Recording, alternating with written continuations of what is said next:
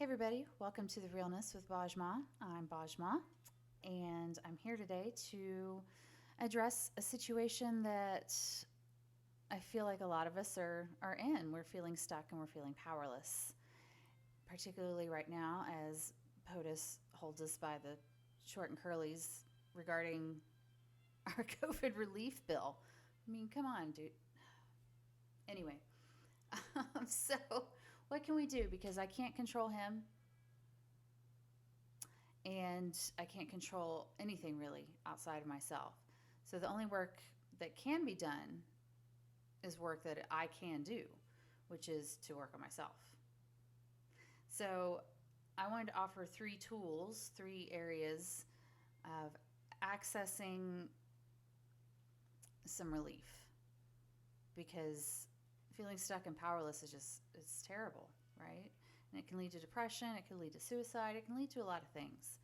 So I want to offer these tools and hopefully someone benefits. So let's do our breathing. We're going to do 3 breaths, in and out, 5 counts each. Here we go. Inhale.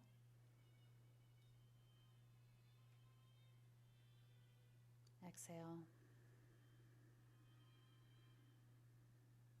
Inhale. Exhale.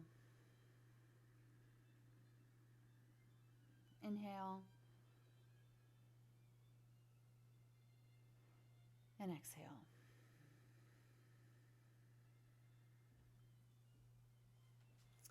All right, we're going to have to get through this one too with my voice.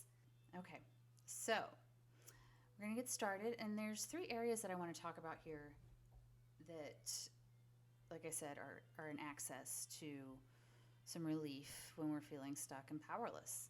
And the 3 areas are gratitude, self-care, and service to others.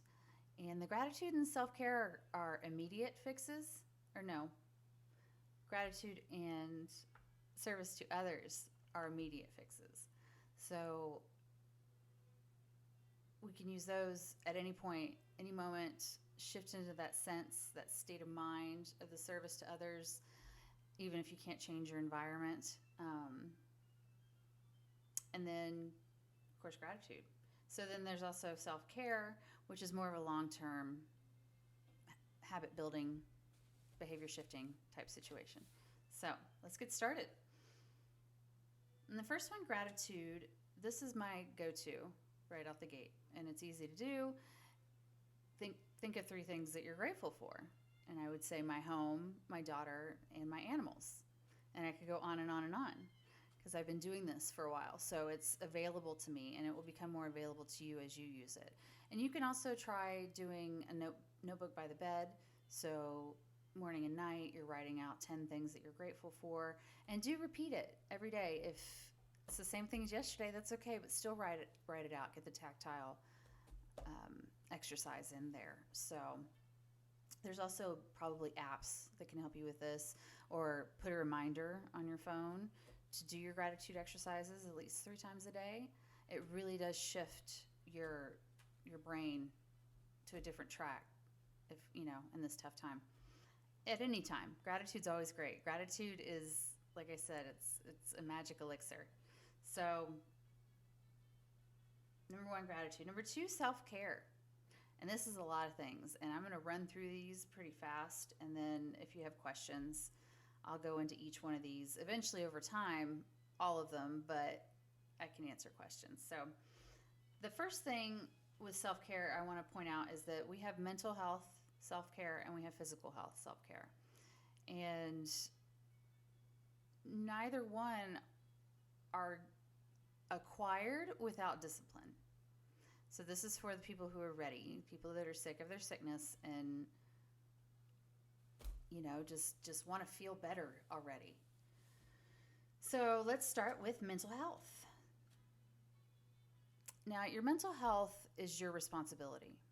If you're mentally able, it's your responsibility to get mentally healthy for your family, your coworkers, your dog.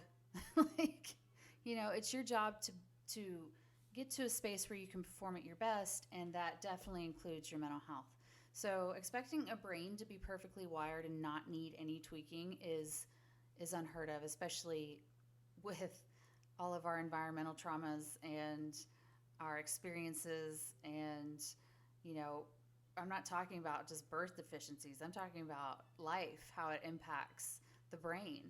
And I spent a good 15 years in a dark depression that I didn't have to be in because I was defiant about getting the help I needed. So, lesson learned. And I want to share with you so you don't have to go through that. You know, just stop being stubborn about it. Your mental health may need some tending to, so do it.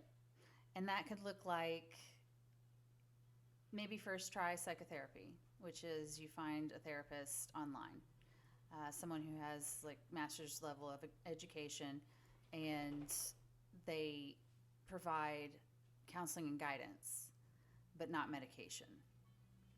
So then you can find a therapist. That's a whole task. But finding the right therapist, that's going to take some patience. And once you do, maybe then they can diagnose a little bit and recommend, you know, you go to either your general practitioner if they'll do it, or to a psychiatrist to get a prescription for certain things. Most common I find is the antidepressant and the mood stabilizers. And guys, those are life-changing.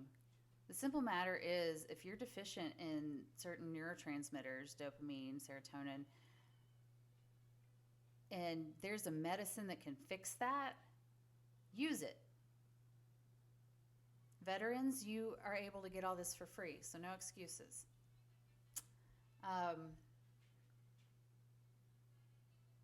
So yeah, take care of your mental health.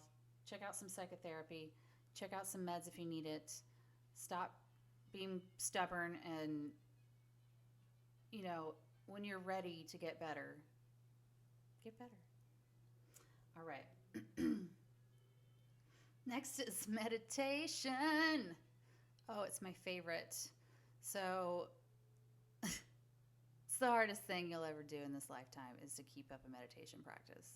And it's the most important thing that you can do. And it's the hardest because we're sitting down looking at ourselves. And we do all sorts of things to avoid looking at ourselves, right? We don't even know who we are because we don't want to see it. Because we're afraid. We're afraid it's ghoulish. But it's not.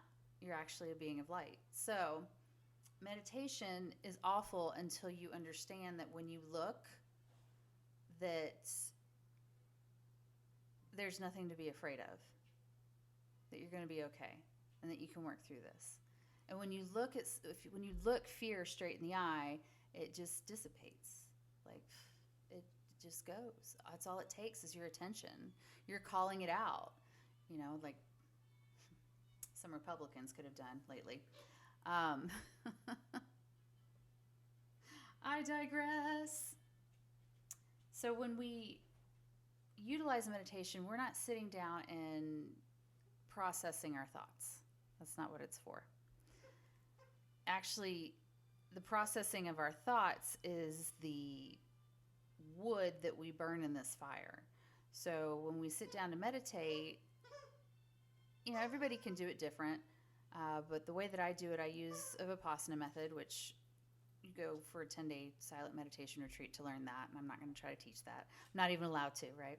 So, but the initial gist of it is breathing in and out through your nose, and you feel the breath, and you stay with the breath. And these thoughts will come up, and thought will come up, and you want to chew on it really, really bad, and you'll start to chew on it. And the game is to realize that you've been chewing on it and come back to the breath and let it go. That letting go of that really juicy thought is scary because we think we do need to figure it out right now. The mind will convince us that this is urgent. Work on it now. Get up. Stop sitting there. This is stupid. You know, all these things. It's got a lot of tricks. Mine's tricky. And the game is to notice the thought that you've strayed from the breath, let it go, and come back to the breath. And you'll be some of these thoughts you'll get chewing pretty good on it, and then finally you'll realize, oh my gosh, for like the last however many minutes, I've just been lost in this daydream about what I think might happen here or what I'm scared might happen here. And to make it go away, it's the simplest thing. You come back to the breath, right? So meditation is so powerful.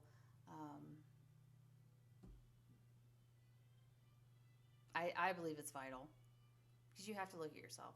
If we're going to expand, if we're going to grow in a manner that's beneficial to our species,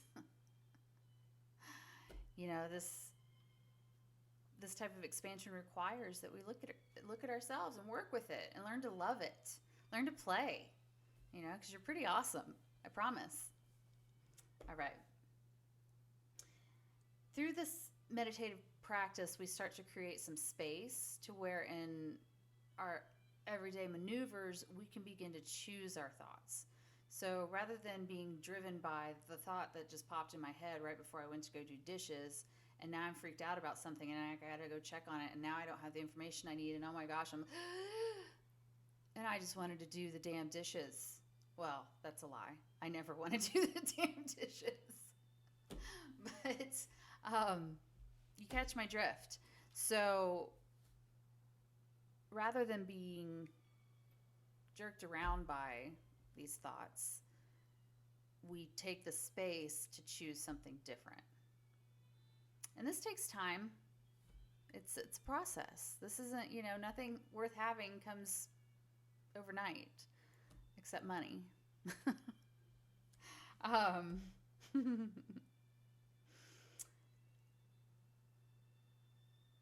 In choosing our own thoughts, we begin to create our own reality. So this is something that is universal law.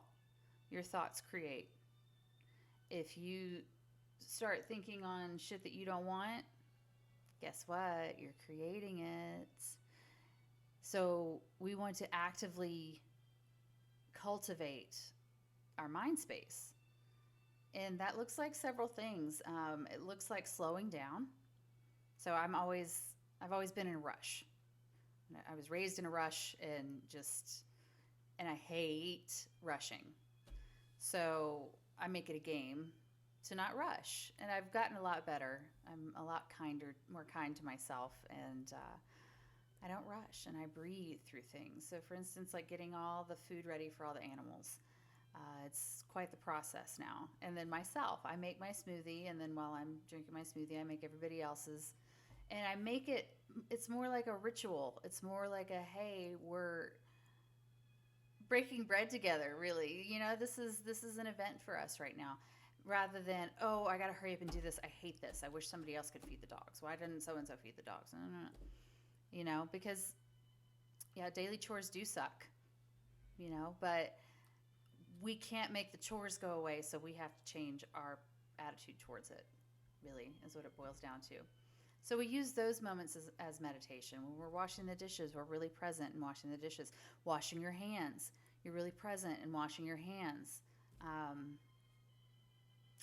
It's doing the laundry, making your bed, all of it. Be mindful, slow down. We've got some time. I think what we have a lot of right now is time. So, well, notwithstanding the pandemic, folks, people on the front lines. So back to cultivating your mind space. Is this something that you want to actively do for your mental health? Meaning being aware of the content that you allow into your psyche. So those of you that sleep with a television on, whatever pops up is going into your subconscious, it's going into your psyche. And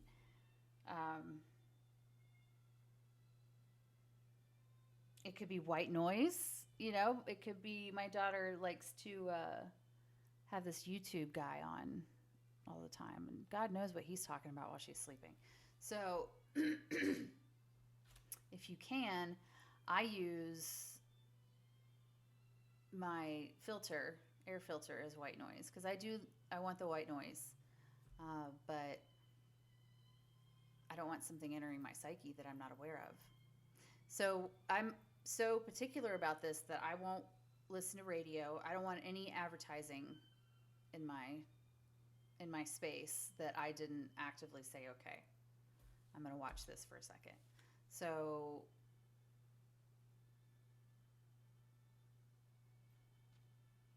being more aware of and in control of what comes into my psyche allows me to detox. And that includes shows, music, all of it. Like how we communicate with each other, the words that we use. For a while, I guess it was popular to say so and so is garbage, and that word just repeated in my head for a long time. And it just has such an icky connotation, garbage, and to refer to someone. Anyway, I didn't want that in my psyche. Get that out of there. Sorry, I just put it in your psyche. Something to work with. But like our songs, when I was working in the club industry, the hip hop music, oh my goodness. I got to tell you, I felt sexually violated just listening to the shit. Like, and then it's in your head, and then you know it all. And then you like, these popular songs that are just really, really just not good. Now, there's some great artists out there, and if you're into what they're talking about, then great. I seek more of a peaceful mental environment. So anything that has violence in it or is disrespectful to race or gender, it gives me anxiety and I don't like it. So it's interesting. Even my songs that I do like on Spotify, a lot of them are about heartbreak or being cheated on or just sad stuff. And even that I don't really want to listen to anymore because I'm like, I'm not sad and I'm not going through a breakup and I'm not going to go through another period of time where I love an idiot that's not good for me. And I feel like that's so much of the content. And I don't want that in my psyche. So lately I've started listening to Mozart. I mean, if you want to upgrade in mental activity, how about just Mozart all the time? And it's so great because now when I'm meditating, instead of, hip hop and all these graphic lyrics in my head, I hear Mozart. I hear Mozart strings. And it's so nice, y'all. Oh my goodness. And so then moving on to like television and stuff, movies.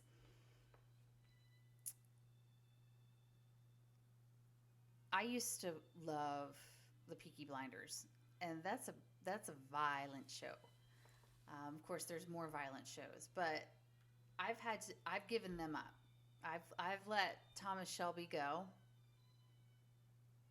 Such a beautiful man. And I'm not engaging emotionally in that type of setting, because it takes a toll. It does something, it gets into your psyche. It releases these different hormones based on, fear of violence or rage or whatever these emotions are being pulled out of you when you watch these shows. So there's some things that I'll watch for the emotional pull, but a lot of times I want pretty benign comedy, make me laugh, or kind of teach me something. I love like Community because it's so witty and you can just pull so much out of just everything that they say. Things like that. The Marvelous Mrs. Maisel, love that. So just stuff that's more upbeat and there's not violence, and I'm not having these graphic images in my head of beings harming one another. So a lot of you might think that that's too far to take it. I hear you. I get it. No judgment. just, moving towards peace. This is some of the little hacks that can get you there, and some of the hang-ups that'll keep you from it. So just consider. Then we also want to get clear for our mental health. We want to figure out what our values are. I value freedom, autonomy, independence, literature, education, communication. I know I'm clear on what my values are, and that's because I've done a lot of work to get clear on them. I've done a lot of different scenarios where I've gone through goal working, and that usually involves understanding your values first. You can't really build goals without your values. So getting clear, doing exercises to get clear on your values, and there's tons of them online. Then creating your goals if you want. If you're not a goal setter, that's fine too. And getting clear on how you're going to reach those goals, breaking them all the way down. And then getting really clear on what your gifts are. And maybe start with that. Maybe start with getting clear on what your gifts are. Everybody is gifted in some capacity. Everybody has something to contribute. Everybody has a purpose. So figuring out what that purpose is really helps put things in place. So teasing out this purpose is just, it's really powerful in shifting your mindset and having something to work for, right? Because we're here for something, and idle hands really it leads to trouble, and it leads to mental health problems. It leads to addiction. By idle hands, I mean, doing nothing, just staying stagnant, doing the same thing every day, and not being able to pull out of it in some capacity. So that's what we're trying to do here, is get a mental shift to where when you're clear, like I'm clear that my purpose is to help others heal. And that's it. So because my gifts, I don't even have that broken down anymore. But definitely it would be communication, empathy, teaching. Yeah, big heart. I don't know. But that is one, generosity. I'm very generous. Those are things that kind of guide us in the direction of what our purpose is when we realize what our gifts are. Are you great? Are you a great shoulder to cry on? Are you great at gift giving? There's some people that really are great at picking out something, and they're very thoughtful, I guess would be the best way to put it. Very thoughtful individuals. And it doesn't necessarily have to be things that other people see, and maybe ask some other people if you can't come up with anything, because it's a great way to start. Because it is hard. It's hard to name your own gifts and name your own beauty, and but it's very powerful when we do. And through that, we can figure out our purpose. And from there, you got to trust. You got to trust that what you've put in motion with your choosing your thoughts, creating your mind space, and choosing to create what you want rather than focusing on what you don't want, then you let it go. And we trust, and we see it come in. And that trust piece is huge, because that's almost where you want idle hands. Like, just stop messing with it.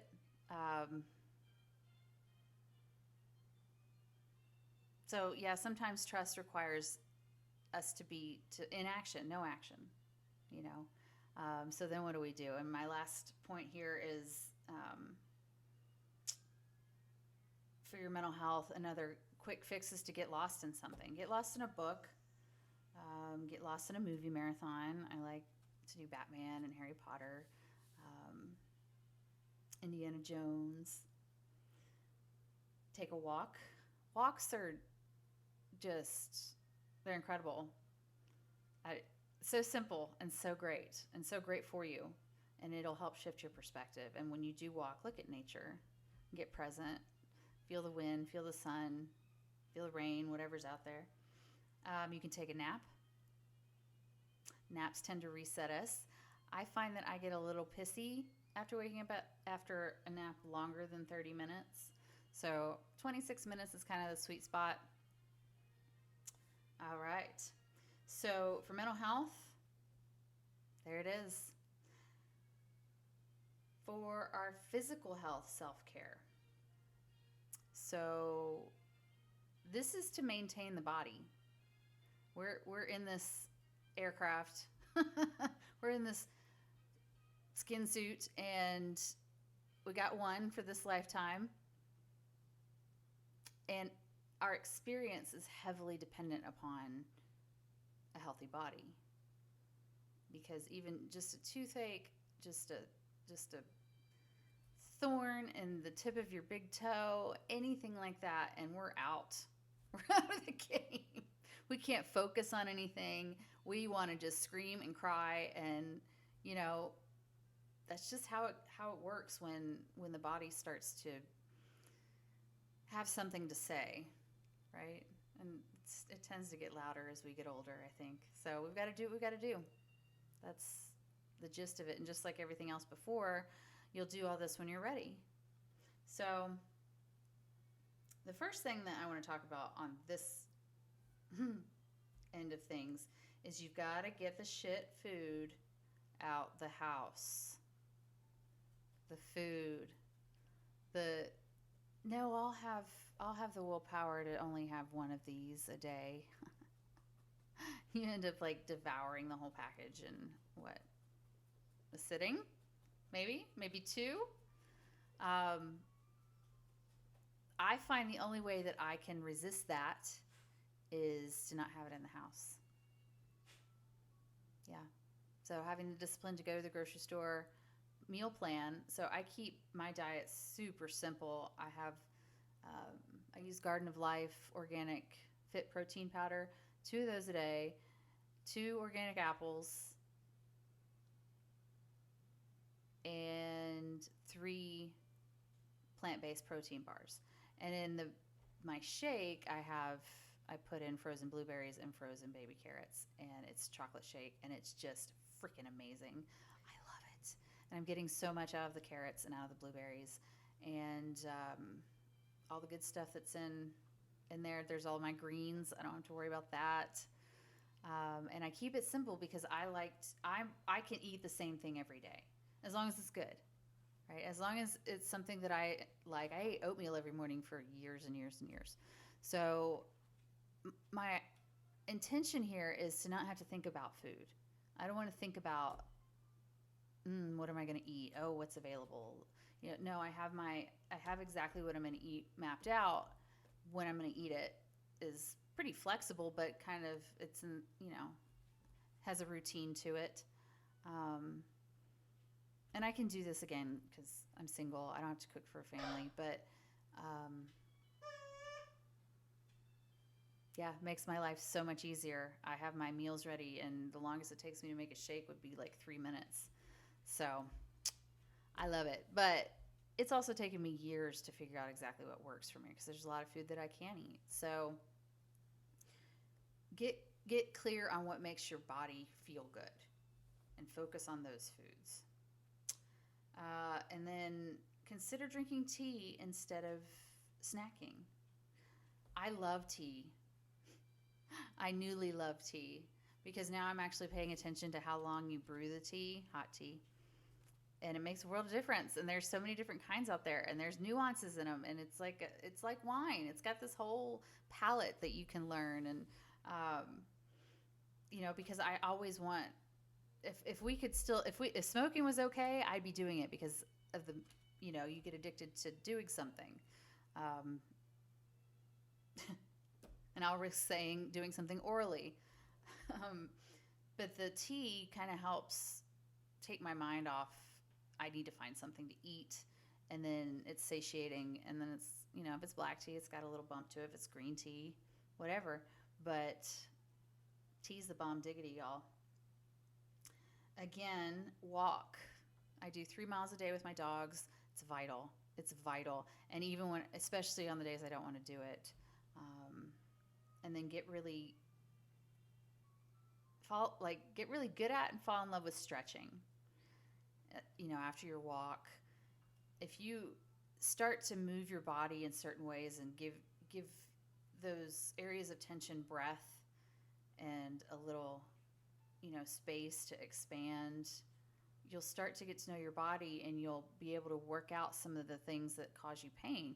You can also use the lacrosse ball or the foam roller, but make sure that, we're not getting stagnant crap in the body because we're not stretching. Stretching is huge. It doesn't even have to be yoga, just stretch. Sleep hygiene. And this is another one that if it needs tending to, tend to it. Meaning if you need some meds, get some meds to help you sleep. Sleeping is so important. Ambien,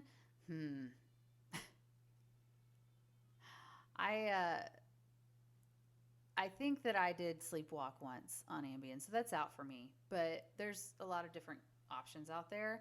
And again, back on medicines, I believe the body can heal itself, but there's some times that we need an override system, and that'll help put you to sleep. And that helps your entire life. It helps your entire life experience. So, and it might just be temporary, but we need to get past this stigma, because yes, the body can heal itself, but the mind also came up with these medications that are so advanced that they can help us have a better experience. So consider tending that if need be. And then finally, on the last physical thing I want to talk about is get dressed to feel your best. This is a big one, especially with the pandemic. We love our PJs, but we don't love how we feel in them. And I do feel better when I get up with the intention of, okay, I might be on camera, so I'm going to actually get dressed, right? Yesterday I might have stayed in my robe. No, even in my robe, I try to get into like PJs from the robe. Yesterday was Christmas Eve. I wasn't too worried about it, so I think I was just in, sweats.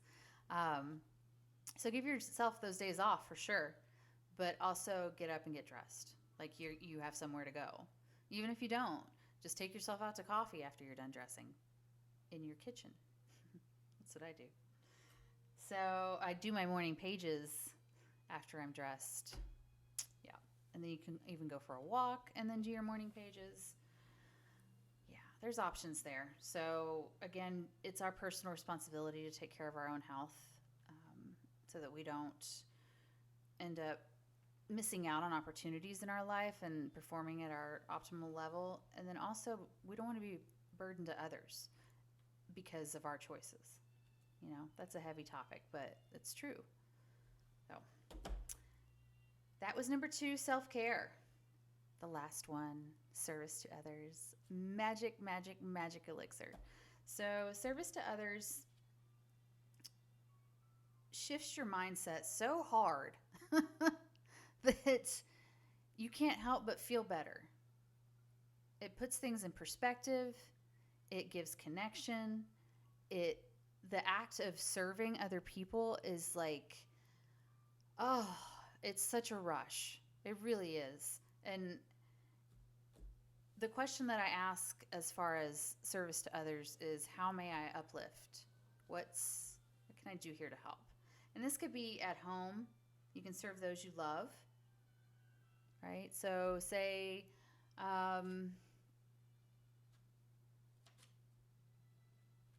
your partner comes home, again, single life, so I'm having to go way back. Your partner comes home and they're super grumpy and don't want to talk, and you ask, okay, how can I serve here? Well, depending on the person, like for me, just don't bother me. An act of service for my partner in that situation would be that they don't bother me. So an act of service can simply be giving someone space and allowing them to be exactly how they are and accepting it completely. Same thing for yourself. Also, a real big one. This one actually saved my life. Is service to those you do not love. And this pulled me off the ground, literally, during my second divorce, when I was just like, ending my life was on my mind a lot. We'll put it that way. But I was crumpled on the floor, just destroyed, and I didn't know how to get out of it, and I didn't know how to make the pain stop, and I didn't know. I had shattered completely. And for some reason, what came up for me is serve them. Them being my husband at the time and his mistress. Told you good stories. Our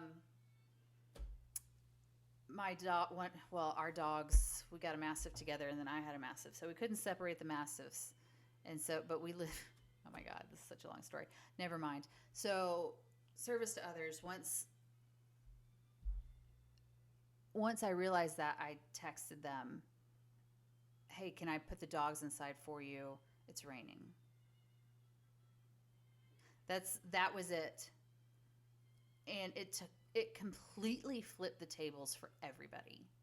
Like, what do you do when the extremely raging, angry wife suddenly flips and she's like, you know what can I do for you? Nobody knows what to do with that. And it's great because it's a shattering of this behavior pattern that you've been in. And then when you do that, it shifts everything. And this can look anything. This could be like volunteering for a hotline. It could look like volunteering at the food bank. It could look like donating blood. It can look like a lot of different things. And when you move from poor me to, oh shit, when you look outside of yourself, again, that helps build the gratitude, and it resets you. It's a reality check, and it's very useful because that's what we're here to do. We're here to serve one another, ultimately. Maybe you don't want to hear that, but and ultimately serving ourselves, but love, serve, remember. Like, this is what we're here to do. So the serving is magic elixirs. So many opportunities to do it. You could, I could come up right now with a way to serve my daughter before she gets home. Or, there's just so many opportunities, and okay, I'm going to quit selling it. I think you got it. So ultimately, what we want here, from our feeling stuck and powerless, we get our gratitude going. We begin our self-care, right? And that takes plenty of your focus right there. And a lot of that is what we're doing here. It's almost a distraction. Stop letting your mind run you all over the place with worries and fears, and engage in what's healthy for you. So all of this sounds like, oh my God, how am I going to have the time to do all this? Well, you just do it. And you go about your day. You don't have this downtime that is like, again, the idle hands where you can go into these fantasy worlds and these negative imaginings, which we all do. That's what we do. And unfortunately, the mind skews negative. So, but we want to move forward out of all of this and not feel powerless, because ultimately we're not powerless. We are extremely powerful, because all it takes is a shift in our mind, going from crumpled on the floor to these people have destroyed me to, okay, you know what? I'm going to get my power back. How may I serve you? Like, just laying humility out there, prone. And it totally changed the game. So just that little thing, just the little switch. Well, it wasn't a little thing, it was a big thing. But it's that easy. It's a perspective shift away to where you can totally change how you're experiencing your life, to include our feeling stuck and powerless. So moving forward for this moment that I'm struggling with, waiting to see what happens with the relief bill. Number one, I have to get that no matter what, I need to keep moving, because that's kind of one of my go-tos. Is I see he's behaving like a idiot, and it's going to impact this many people. It's going to impact everything. He's so heartless. La la la la.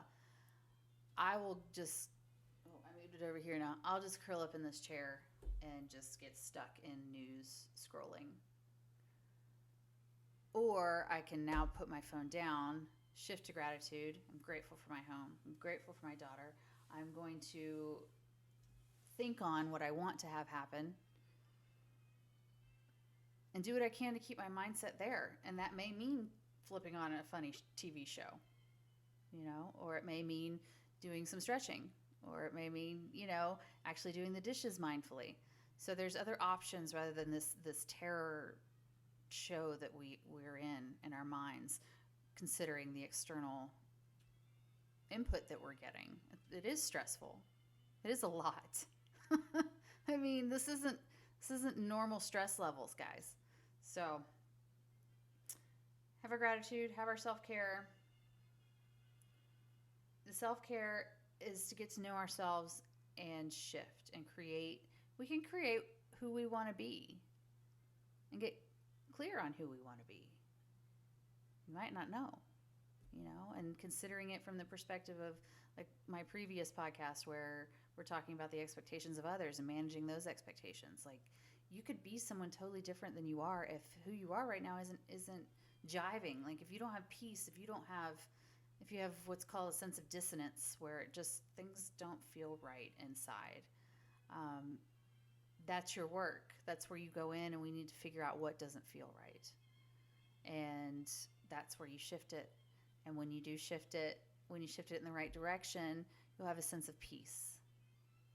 So my self-care right now and doing all this, I'm doing the meditating, I'm doing the trusting, I'm cultivating my mind space. I do keep looking, because I'm like, he's got to sign it by Saturday. Nope. And it just makes me ashamed of our country right now. So anyway, back to what's going to get me out of that mindset. The service to others. I've spent the past span about a week in service to my daughter, rather than getting hung up on what's happening politically and financially and all that kind of stuff. Every day I've been like, okay, because she had an accident and we needed to get her a new car, and that's a whole process, And so those days I woke up and I'm like, okay, I'm hers. I'm going to do my thing, but I'm going to be flexible so that if she needs to go somewhere or something comes up, and I'm also going to be available so that I can help her along the way. Because even though she acts like she doesn't want my help, then she gets mad when I don't help. And hello, teenagers. So I find the best way is just to deliver the guidance with a smile and walk away. Or maybe get a friend to tell them, because then they'll listen. Ultimately, we want forward motion. We don't want to stay stuck. And we cannot wait for the world to change. We must change ourselves. And this is an area that you can really see this truth, this reality, is in traffic. So we're never going to change. I don't like to say never, but in our cars, we can't change how these people are going to behave. And there are terrible drivers out there everywhere. There are inconsiderate drivers. There are blind drivers. There's drunk drivers. And I can stay mad for a lifetime, I'm sure, about traffic. But that is an excellent opportunity for me to work on me. So I'm in traffic and I'm angry. Angry always covers up some kind of fear. So what am I afraid of being in this traffic? Number one, gridlock is my top fear. That's Ah. Um, and then maybe I'm going to be late or whatever it may be. Look at it. Okay, I'm stuck in traffic. I might be a little bit behind. Now, either that's not a big deal and you see that it's not a big deal and you can relax, or there's some things that you need to do to where you can relax. Maybe it's calling where you're going and saying, hey, I'm stuck, might be 10, 15 minutes late. That gives you some breathing space. Take those actions to bring yourself some peace, instead of railing against the traffic that you're not going to change, or change your driving patterns. Maybe even like at work, sometimes they're flexible enough that you can move your hours to where you're coming in at 8 and leaving at 4 or something, 6 and 3. That makes a huge difference, especially in large cities. So change yourself, because you're not going to change. It's not your job to change anything out here, and you're going to just make yourself nuts trying to change it. So, okay. Yeah, I hope that's helpful. And I think that's it. I think I'm going to go. So I'm grateful for you guys listening. I'm grateful for you guys watching. And I'll be back soon with more about expectations. We've already covered expectations that others have about us and what to do. And I still need to cover how to manage expectations that you must do but that you hate. I will go over that in more detail. And then we're going to move on to our expectations of others. And that's where we really can do some work, because our expectations of others also shapes our entire experience of life. So the good news is we have a choice. Yep. All right, guys. So shoot me your questions if you have them. Otherwise, I'm just going to keep talking at you. And I hope you enjoy, and I hope it's useful. You guys take care. Talk soon.